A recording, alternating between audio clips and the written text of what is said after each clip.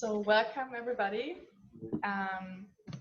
Today we have a webinar with LifeCann Mariana with Dr. Fernando Fandino-Sende and Monica Fandino, who are the owners of LifeCann Mariana, and Claudio Ridi, the president of the GABC, and myself, Leonie Valerius, the executive director of the GABC. Claudio, if you want to. Good evening, everybody. Thank you for participating tonight. You're going to learn some very interesting facts that you may not have known before that can be very important and beneficial to your life. We have with us today Dr. Fernando Fandino-Sende, and he is a board-certified cardiologist, certified in internal medicine, with more than 30 years of experience in the medical field. He obtained his internal medicine training at Mercy Catholic in Philadelphia, and he was the chief medical resident, and during his fellowship in cardiology at Mount Sinai, Miami Beach, where he also practiced as an attending cardiologist and was involved with teaching. So he has worked with people for decades who had all sorts of ailments, cardiology specialist, but there were many, many other issues that people had that he saw on a daily basis. In 2017, Florida changed its law and made medical marijuana legal. And it has always been an interest of Dr. Sende, and he decided to form LifeCann MD. He created his own company to advise people and to treat people within the law, within the parameters of Florida's medical marijuana statute. LifeCann MD has been a trustee member of the German American Business Chamber since 2018. And of course, his wife, Monica, who you all know as a former executive director, who's also a member of the board of directors of the German American Business Chamber, who is working with him, managing the clinic. And I'm very pleased to see both of you here with us tonight. And I like to pass the word to you because that's who people want to hear from. So Monica, Fernando, go ahead. Thank you very much. Thank you very much. We will start the presentation, and then at the end we have time for questions. Thank you, Claudio. Would you like to start? Yes. Okay. Can we? You're going to start the presentation now. Mm-hmm. All right. So I am a board-certified internal medicine and cardiologist. I've been serving the community in Miami since 1988. And a few years ago, 5 years ago, I got some interest in medical marijuana. At that time, it was still illegal in Florida. Now it's legal, the medical marijuana, as well as in 33 other states and the District of Columbia. And to be honest with you, I have to say that at the beginning, I was more than anything else, I was curious about this plant and to see if it really had the effects that I read about it. So I did some research, and the only research you can do is by reviewing articles and bibliography. And later on, when I was allowed to see patients, I started seeing patients for different conditions, and the results were really, the only way to describe it is amazing. Can we? Where do you want to go? Hold on a second. Let me see if we can start the presentation. Let's do the presentation. Yeah. From the beginning. This is the beginning. No, but not with the slides. Can we see it, the whole picture, the whole stage? Well, anyway. So I put a slide here. If you remember Breaking Bad, at the beginning when I started seeing patients for medical marijuana, they thought of me like Mr. White. You know, this is a cardiologist who has gone the deep end of medicine and is doing something that is almost illegal. I was like Mr. Eisenberg or Saul from Better Call Saul, which is a spin-off of Breaking Bad. And I started looking into the properties of medical marijuana. And as you probably know, there are a few names, the indica, sativa. There are basically two plants of medical marijuana. You have the indica, which is, it looks like a small Christmas tree, and you have the sativa, which looks like a tall and skinny Christmas tree. There is something else called the hybrid, which is a combination of both and has been created in labs. And then you have the ruderalis, which is grows in Siberia, it grows wild, and it has no medical applications. You probably heard about the effects of indica and sativa. Indica, we call it Indi couch because it has this couch lock. It's a body high, deep relaxation. It's really very good as a sleeping aid. It's also very good for the relief of pain and nausea, especially in people with chemotherapy. Calms the anxiety and the stress and increases the appetite. Sativa is the energy stimulating head high. It's cerebral uplifting, increases your creativity, increases your focus, and fights depression. So those are the two plants, the indica and the sativa. And you probably heard also about the THC and the CBD, which are the cannabinoids within those plants. Now, this slide shows and this is important to know because the majority of people, they have smoked marijuana. When you smoke marijuana, you're smoking flower.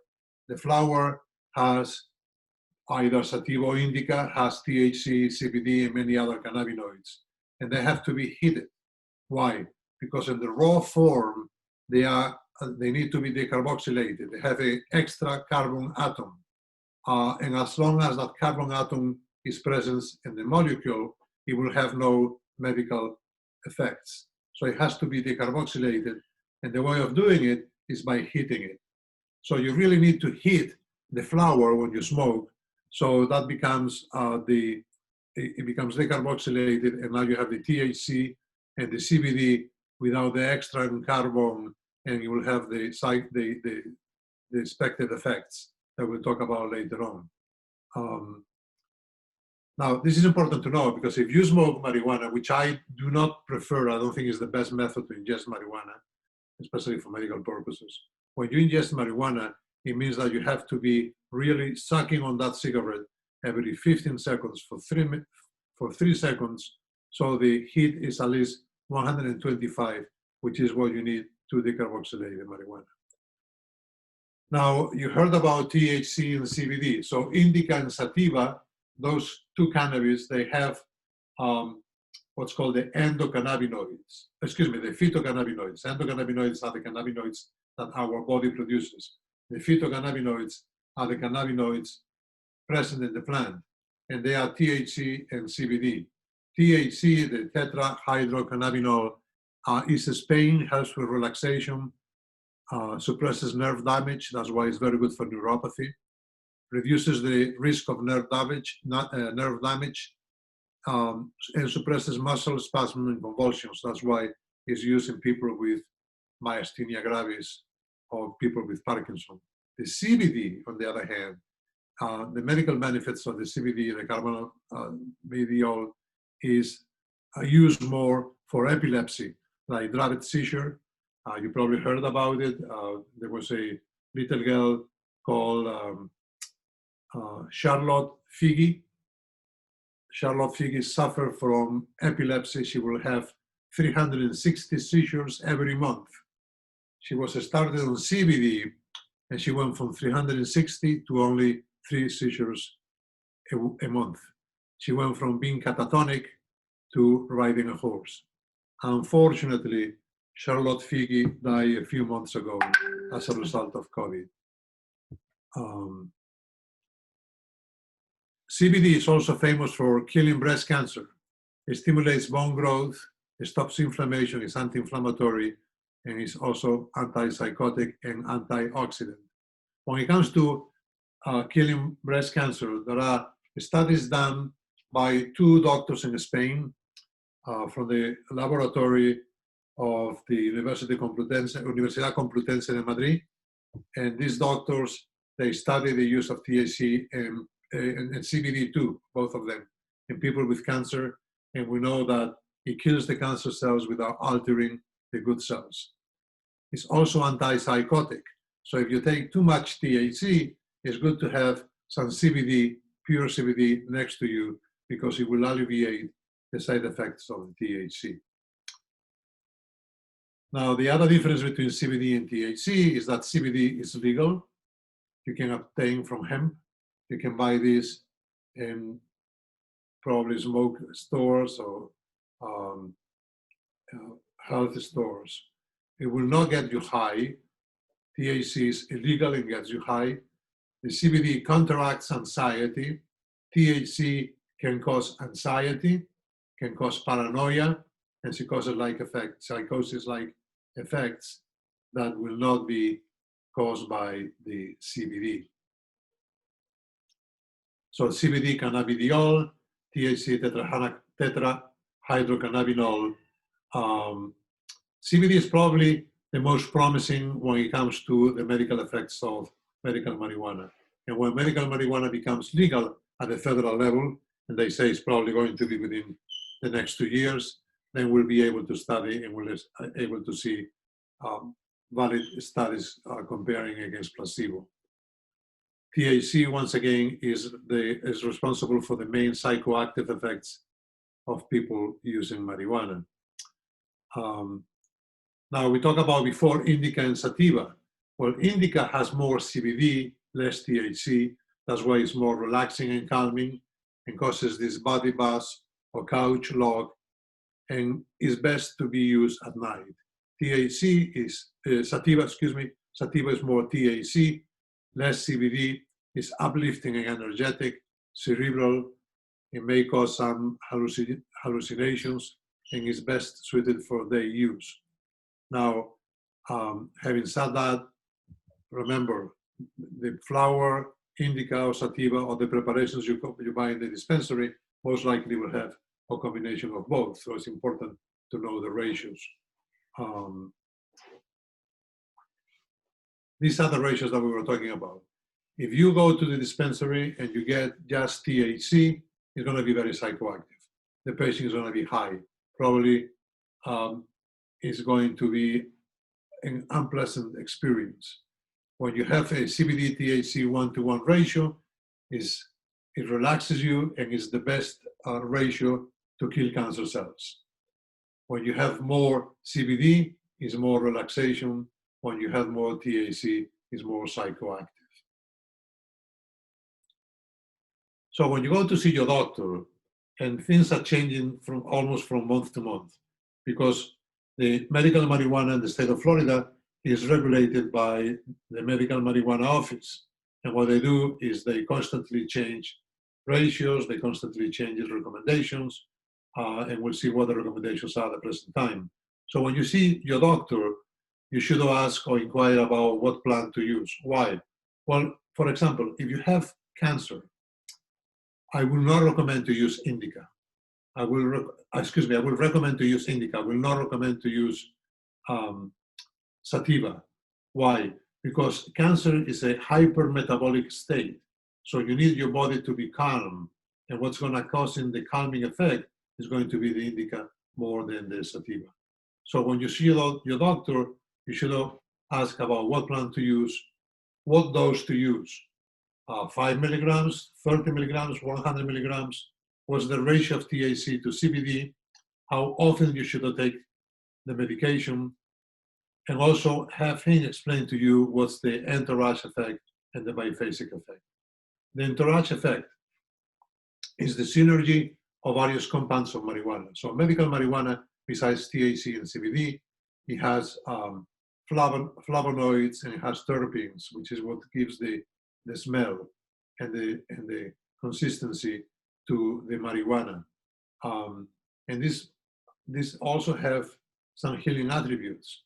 For example, if you need to fall asleep very easily, besides having indica and not sativa, you may have THC CBD 1-to-1, but I would recommend, for example, to add terpenes like myrcene, that more than 0.5% will have a hypnotic effect and will help you sleep.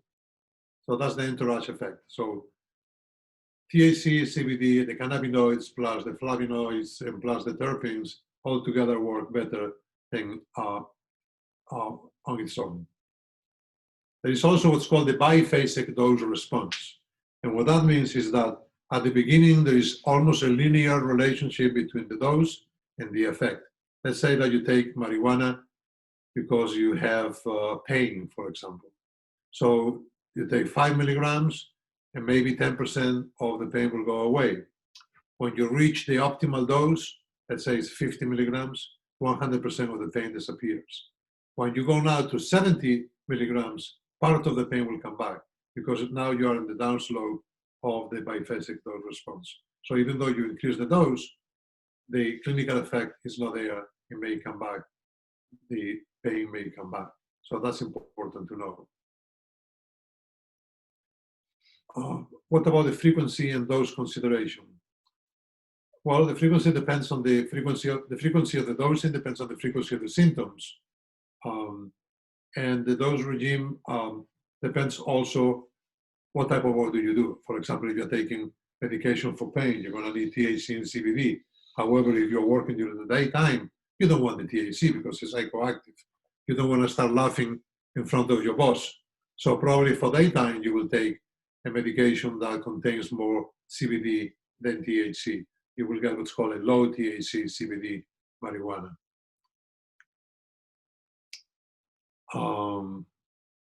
Tolerance does develop once the receptors are filled, and medical cannabis should be self-titrated to find the correct dose until you reach that optimal dose.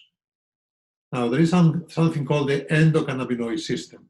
The endocannabinoid system was very famous, I would say, up until 2009. It became very famous at the beginning of the first decade of the 21st century. Everybody was talking about it. In the medical field, they would say that that was the 13th system in our body, besides the cerebral, the nervous system, besides the cardiac system, respiratory system, hematological system. This was the 13th system, the endocannabinoid system. And what it is, these are receptors CB1 and CB2 receptors that have some affinity for THC, especially CB1, and CBD, especially CB2, as well as for our own cannabis. Our body produces our cannabis. And the cannabis that the body produces, we know of two. One is called anandamide, and the other one is called 2-AG. And these endocannabinoids, which are the cannabinoids produced by our body, work also in the endocannabinoid system. The best way to describe the endocannabinoid system is that it's in charge of homeostasis. 1 moment. It's in charge of body balance. And in those receptors, you have the Sorry, THC. I'm having trouble with the connection. Sorry, we're having trouble Try with again in a moment. the telephone. Alexa. So Okay. we, at that level, the CB1 and CB2, the THC and the CBD act. Now, the interesting thing is that we do not have CB1 or CB2 receptors in the brain stem. The brain stem is where the cardiorespiratory system is. It's where it controls your respirations. It's what's controls your heart rate. That's the reason why when you overdose with analgesics, with opioids, you stop breathing and you go flatline because you suppress the cardiorespiratory system. There are no CB1 or CB2 in the brain stem. That's why nobody will overdose with cannabis. You may have a bad experience, you may get high, you may get psychotic that will last for 1 hour or two, but nobody goes into cardiorespiratory arrest. So the endocannabinoid system is perhaps the most important physiological system involving in establishing and maintaining human health. It regulates homeostasis and is located in the brain as well in the central and peripheral nervous system.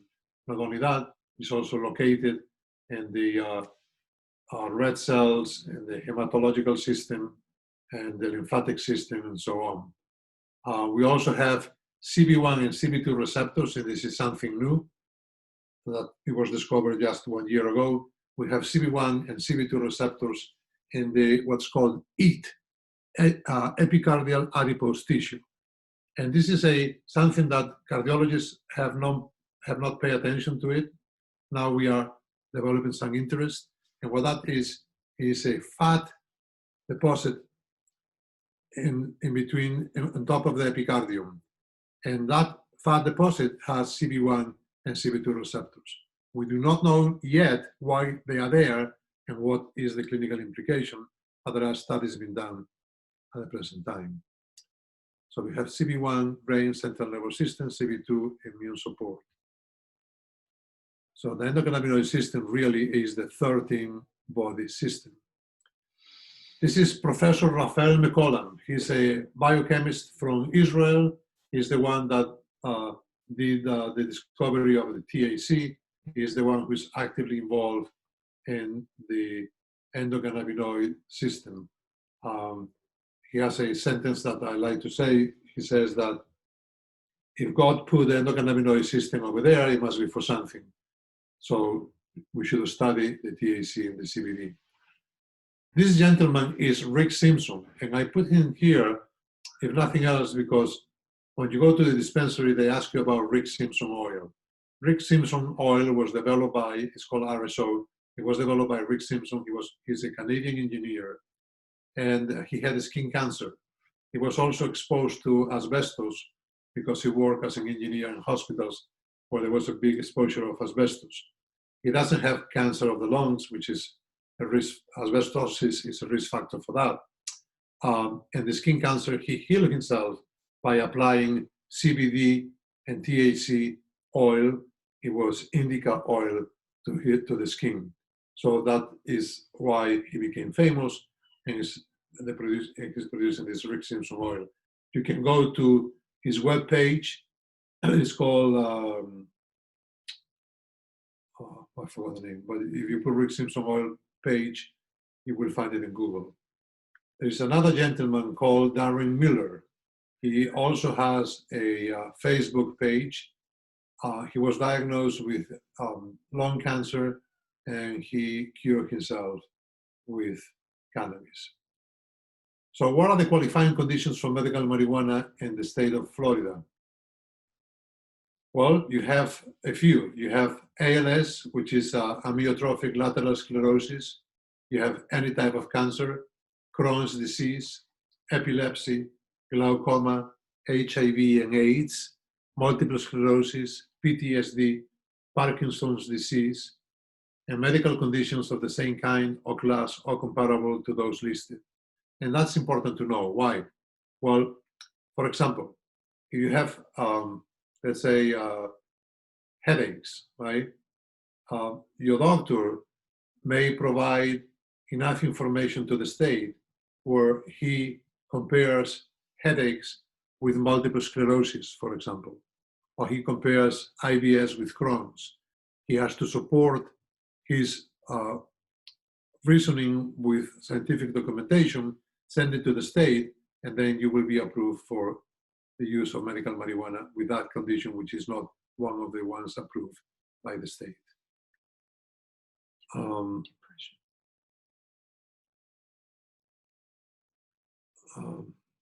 So that's basically it. I will be open now for any questions you may have.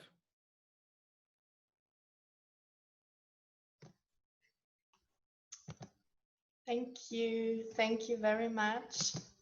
That was very interesting. Of course, since we have worked together very closely, I already knew a lot about medical marijuana and CBD, but it's always impressive how much it actually works. And I've also met some of your patients, and the success rate is immense. So now to everybody, we are open for questions and answers. Please use the Q&A function for that. Do not use the chat if possible. And we've also already received a few questions upfront via email. So while you might think of some questions that you could have, I will go ahead and read out the questions we have already received. So one of the questions that we have received is, I am a German expat living in Miami and have a green card. Can I get a medical marijuana card, and what needs to be done to prove Florida residency? Most important, will it be bad for my citizenship application? Is there any conflict to it? Yes, well, first of all, I do recommend that you check first with your lawyer, because I'm not a lawyer and I cannot make any legal decisions, but I can tell you my experience, and I can tell you the experience of my patients. I have had several patients that they were applying for the green card, or they were applying for the citizenship, and they were in the medical marijuana registry, and nothing happened to them. They were approved. And the reason for that is because the registry is HIPAA protected, meaning that nobody, even the federal government, has access to it because it's protected by HIPAA. Number one. Number two, the information that you provide me or you provide to the dispensary cannot be disclosed to anyone. So we have had several patients who apply for green card and later on apply for, or different patients who apply for citizenship, and they never had a problem. But once again, check with your immigration attorney.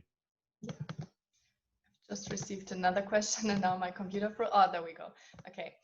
Oh, by the way, for everybody, if you ask us a question, you can simply just ask us the question anonymously, or even if you don't tick the box for anonymously, I will make sure to not mention your name. So please really go ahead, ask us anything you would like to learn about it. So I've just received one question. I would like to know more about the effect of marijuana on Parkinson. Does it simply reduce tremors? Yes, you can go to YouTube. You can put marijuana and Parkinson, and you will see patients that are using medical marijuana, and they will stop the tremors. I mean, it's really quite effective, not only for Parkinson, for many neurological conditions like seizures, epilepsy, and for psychological conditions such as, for example, depression and anxiety, okay, which are not theoretically, they do not belong to the group of conditions approved by the state, but once again, the doctor will be able to determine that is beneficial, the use of cannabis in these conditions. In Parkinson, the effect is really dramatic. You will start, not only they will start shaking, but the myotonic component of Parkinson will improve and will be able to walk better and feel much better. Oh, thank you. Another question which we've received, who's the target group? Is it more kids or is it more older people? Indications of medical marijuana? In California, they are using it a lot in children. In Florida, we can use it in children. There is no contraindication, or they are allowed to access medical marijuana. However, if they are below the age of 18, they need 2 doctors to recommend its use. One doctor has to be one approved to recommend cannabis, and the other one just could be a professional opinion. In other words, if you have a 16-year-old, you take him to a medical marijuana, a doctor who prescribes, who will recommend medical marijuana, and the second recommendation could come from the pediatrician if he really believes that medical marijuana will help. So yes, it can be in children, it can be in adults. I have patients who are 2 years old and they're using medical marijuana. Obviously, the way you prescribe it is going to be different. You don't want these people to use e-cigarettes or smoke. You use more sublingual, or you instruct the mother how to prepare hard candy. You can do hard candy in your home. You use, for example, peanut butter, and then you put 1 drop or 2 drops or 3, 4 drops of CBD THC within the peanut butter, and then you put it in the freezer. So it becomes hard candy the following day, and children love it. Okay, so yes, you can use it in children, and there are different ways of recommending its use. I had no idea that it was actually allowed for children to be used. That is very interesting. Very Yes. good to know. One question, especially now during COVID-19 times, in what way could medica marijuana be helpful with that regards? Do you have any studies already? Remember, because it's illegal, we cannot do randomized studies. So it's all anecdotal. We know that helps tremendously for anxiety and depression associated with COVID. COVID also causes a post-traumatic stress disorder, PTSD, because there is a condition that you are afraid of getting, or maybe you got it and you're afraid of the side effects of the consequences. And we know that for PTSD works very well. Now, when it comes to the virus, we don't know. We don't know. We know, for example, that the virus penetrates the body through ACE receptors. There are no indications that cannabis can block that, but it's too early to say. Makes sense. But it does help mentally. It does support you to Side effects, yes. be able to handle the whole situation around it, especially when there's a lot going on in the media and so on. Okay. Yeah. Can this product be used to treat asthma, or does it help asthma? Once again, there are no studies done on it. Anecdotal studies indicate that when inhaled, it's a bronchodilator. Now, the pathogenesis of asthma is bronchoconstriction, which is that the bronchial tree closes down. So cannabis is a bronchodilator, opens the vessels. So in that regard, should work. And also increases the respiratory FiO2, the amount of oxygen that the body will get. So I will not depend on the cannabis for the treatment of asthma. I think you still need other bronchodilators, but the few patients that I have, they say they work very well. I've received one more question. I just want to double check something. I'm suffering from chronic back pain. Is this a qualifying condition? And where can I get the medica marijuana, and what is available in your clinic and online store? If you suffer from chronic pain, Back pain, especially back. if it's not due to the conditions that we talked about before, the answer will be no. However, your doctor may find other reasons for the use of medical marijuana. Why? Well, if you have chronic pain, that will change your life. It changes the way you behave. It changes the way you work. It changes your social life. So in reality, it could be also, you could also talk about PTSD. There is a study done in Canada where they prove that up to 50% of people with chronic pain, they also suffer from PTSD. And PTSD is an indication from cannabis. So my recommendation is yes, go and see a cannabis prescribing doctor or recommending doctor, and he can help you. He or she can help you. Now, we also know that CBD per se also works for pain, for muscle spasm. That's, for example, that you can get in any, you don't have to go to a dispensary, you can get in any clinic that sells cannabis, like we sell it. My recommendation is that when you go and buy CBD, you have to know what you are buying. Why? Because we have just plain CBD, which is probably not that good. You have full spectrum and broad spectrum. You want full spectrum because it has all the entourage effect, and it has other products that the cannabis plant has. So you need full spectrum.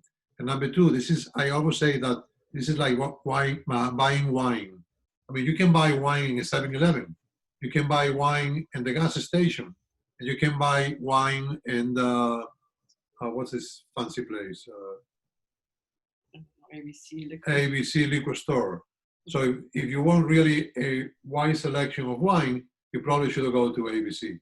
If you just want, 2 or 3 different ones, you can go to 7-Eleven or a gas station. So it's important that you go to someone who sells CBD, full spectrum CBD, and besides the terpenoids, has also the different routes. Why? Routes are very important, because if you want the CBD to act right away within 30 seconds, you should inhale it. If you want to act long term, you should probably use tablets. The oil, usually it takes 30 minutes to act, but it will last for 4 to 6 hours. So it's important that wherever you buy, knowing that it's full spectrum and that they have different routes of administration. And also, wherever you buy, make sure that they have a certificate of analysis, that the product was checked by a good lab, so they don't have they are not contaminated, and they have really pure CBD and THC, or CBD. Okay, thank you. Can you legally own a firearm and have a medical marijuana card, or does this conflict with the federal law? Well, that's a very interesting question. First of all, if you are going to apply if you already have a weapon permit, there is no contraindication for the medical marijuana. However, if you're applying for or renewing the license, the firearm license, my advice is do not use marijuana for at least 1 month. Why? Because they're going to ask you, are you using medical marijuana? And if you say no, and then you use it, you're committing fraud. So my advice would be, if you have to apply for a license, do not use medical marijuana for at least 1 month, because you will be lying when you apply, when they ask the question.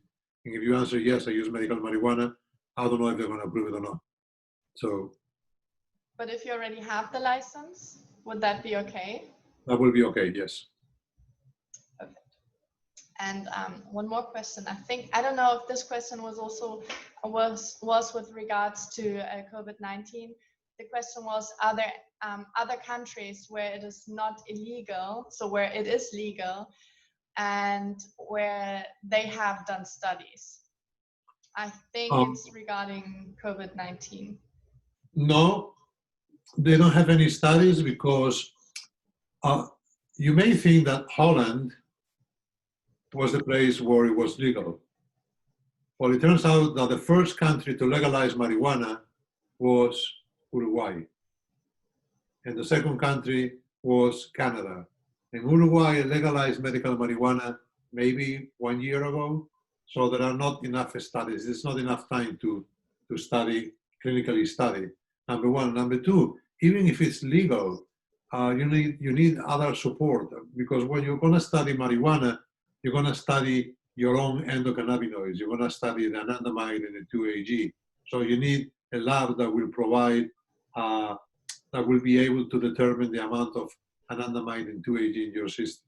So it's more than being legal. Legal is important, otherwise you cannot do anything. But then you also need a support system. So no, right now there are no studies. Okay, yeah, makes sense. Are there different ways of how to take medical marijuana, whether in forms of pills, oils, vaping, smoking, edibles? Yes, the route will have to do with the onset of action. The fastest will be inhalation. The one that takes forever, well, not forever, but takes 4 hours, will be capsules or tablets. Oil will take 30 minutes, but it will only last for 4 to 6 hours. So the onset of action is important, as well as the duration. Now, there is another thing that I didn't tell you, and is that when you swallow THC, THC is 9 delta THC when you swallow it, it goes to your digestive system, and it undergoes what's called the first pass metabolism by the liver, and is converted to 11-hydroxy-THC, which is highly psychotropic. So when you swallow marijuana because of capsules or the edibles, you're going to get very high, okay? So let's say that you need to take marijuana because you have cancer. Probably the best route, believe it or not, will be the suppository form. Why? Because you are able to give, like Rick Simpson oil, for example, they recommend 60 grams of marijuana over 90 days. Now, if you take it orally, it will be almost impossible. But if you take it through the suppository form, you can take 150 milligrams, 1 gram of marijuana, and you basically do not suffer the psychoactive component because it doesn't go to the liver. It goes through the rectum and it bypasses the liver. So there is no production of 11-hydroxy. So the route is important for the onset of action, for the duration of action, and for the side effects. You just mentioned it, cancer. There's one question. Is marijuana effective in cancer? Or is it just propaganda? It's very effective. There are studies, and I recommend you to go to YouTube and write Cristina Sanchez, S-A-N-C-H-E-Z. She's a molecular biologist from Universidad Complutense de Madrid, as well as Manuel Guzman, G-U-Z-M-A-N. He's another molecular biologist from the same university, and they have been they are doing studies with THC, CBD, and cancer. And what they find out is that it causes apoptosis, which is the death of the cancer cell without killing the good cell. So not only that, but it's also anti-angiogenesis, which means that it will interfere with the creation of blood vessels that the cancer uses to spread all over the organism. So it has an anti-metastatic effect. So this is not smoke and mirrors. This is not science fiction. There is a scientific basis behind. Wow, that is very impressive. By now, these has been all questions. So everybody, if you still have any questions, please shoot them out now. But so far, thank you so much, Fernando. This was incredibly interesting.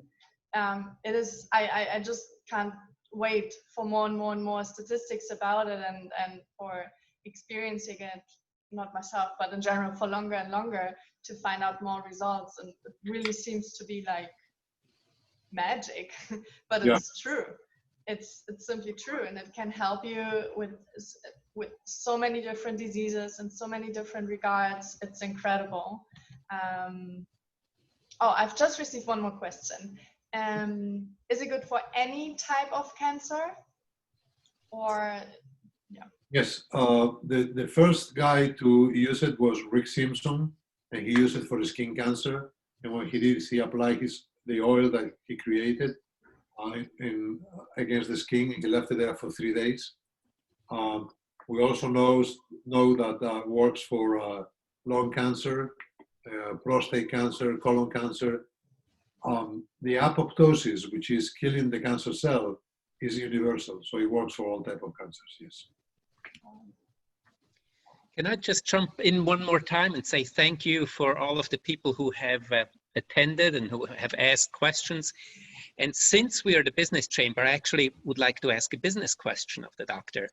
Can you tell us where you're operating LifeCann now? Where is your address? Where are your clinics? How can people get in touch with you? Yes, my address is, my wife knows it better than me. We are located in Little Havana, Brickell West. It's 1063 Southwest 8th Street on Calle Ocho. It's like 6 blocks west of the Brickell City Center. And people simply look up LifeCann online and make an appointment if they want to come in and see the doctor? Yes. Yeah. Yeah, we are also on the GABC webpage, but if you Google LifeCann, it's coming up. Yeah. Great. And if somebody comes in and is a case that falls within the indications under Florida law, would you then write a prescription, or No. can they get the indicated Yeah. marijuana we- from you, or how would they go about that? There is one, it's called the Medical Marijuana Registry, which is run by the state. It's web-based. So once you see the patient, you put the patient, you write him in the Medical Marijuana Registry. It's automatically approved, but it is approved. You will get right there, you will get a medical marijuana number. The card will take a little bit longer, probably 1 month, 2 months, even 3 months. Within the same day, you get 2 emails from the state to complete the application. Usually Monica helps the patient to finish the application. I do 90%, the other 10% depends on Monica with the state. The patient leaves the clinic already with a medical marijuana number. They wait for a third email from the state, which usually comes within 5 to 10, 15 days, business days. And once they have that email, they can go then to the registry. To the dispensary. The dispensary will go into the registry that I created, which is open to them, for them, and they will be able to see what I recommended, and they will prescribe the medication. And where is the dispensary? Oh, there are different dispensaries. We have on our webpage, LifeCannMD.com, there's a link with all dispensaries. You can look them up, put in your zip code, and it will tell you where you can go to get your medical marijuana. But one thing I would like to add is you need to have, in order to see the doctor and to get the recommendation for the medical marijuana, you have to have a valid Florida ID and medical records about your condition. If you do not have a Florida ID, you just need a proof of residency. That could also be your mortgage agreement or your rental agreement, also a utility bill. But we need 2 parts of proof. Okay. Okay. Again, thank you. Thank you. I very much appreciate the information. I appreciate the support of the German American Business Chamber. It is members like you who carry us. So thank you very much. Thank you.